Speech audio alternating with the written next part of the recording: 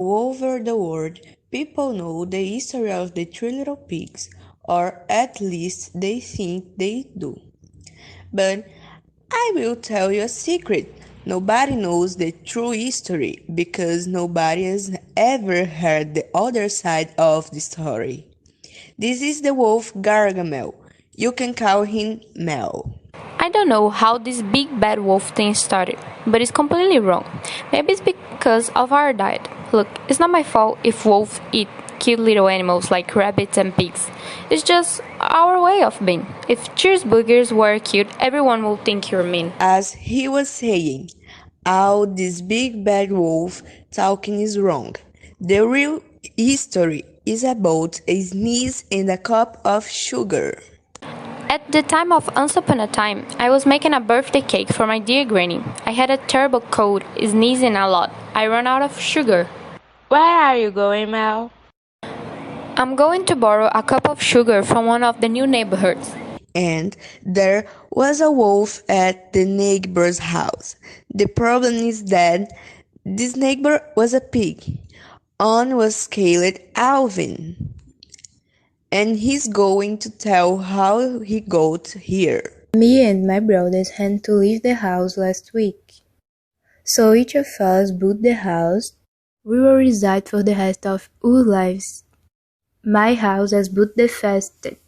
No wonder the house was made of straw. Can you believe it? He was very smart.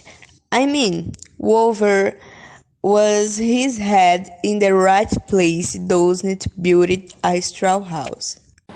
I went to my neighborhood house, which was not so well structured. And of course I know, and guess what? The door fell. I'm not one to go into other people's house like that, so I called. Pig, are you there? Nobody answered.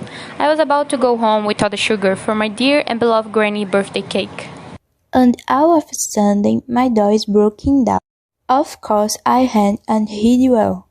After a while, and I picked a little bit, I saw a wolf.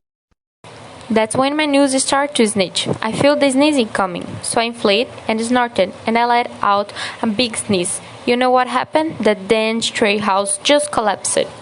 When he didn't see me, he bent in held and blew. And those were my last moments on earth. And right in the middle of the pile of straw was the first pig, dead from the bush. He was home all the time. It would be a waste to leave a hen in excellent condition in the middle of all the straw. So I ate it. Imagine the pig as if it were a big cheeseburger given soup. He was feeling a little better, but he still didn't have the cup of sugar for his grandma's cake. So he decided to go to the next neighbor house. This one was little smarter, but not much. If he called Theodore, he had built the house with firewood. When my brothers and I moved, Alvin opted for the fastest house because he wanted to play ball. And I'm not very good at building, so it took me a long time. But I made a very nice wooden house. I even put a bell. When I arrived at the house of the new neighborhood, very beautiful by the way, I rang the house bell. Nobody answered. When my doorbell rang, I thought I was getting my first visit. But when I looked through the peephole, I saw a wolf.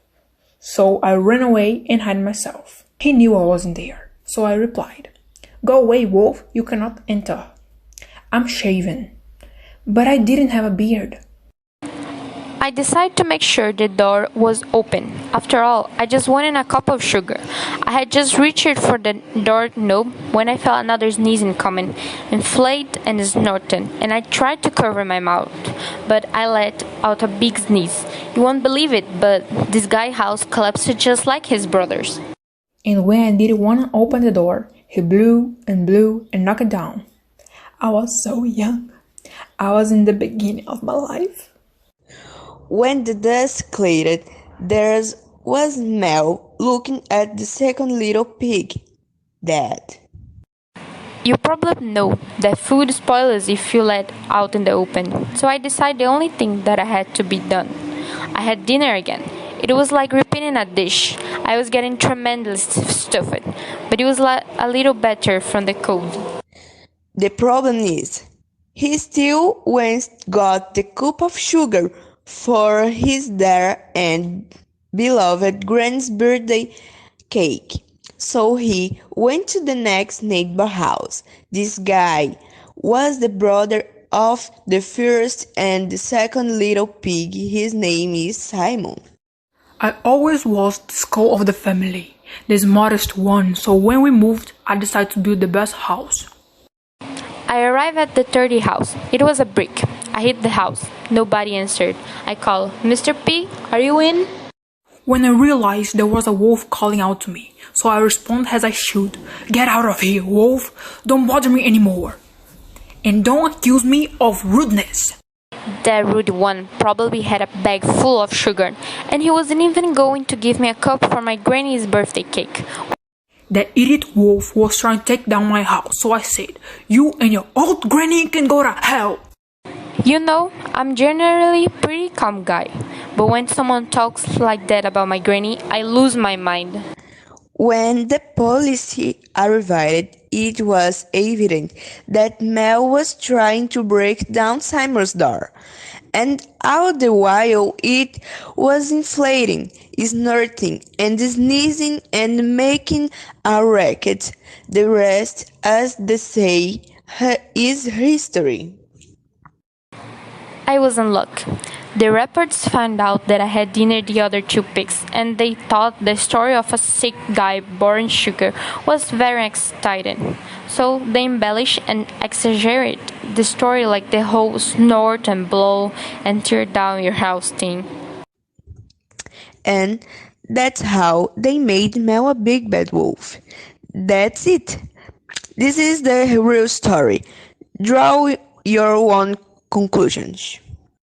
I was the victim of a step-up, but maybe you can leave me a cup of sugar. Has anyone seen my grandson Mel?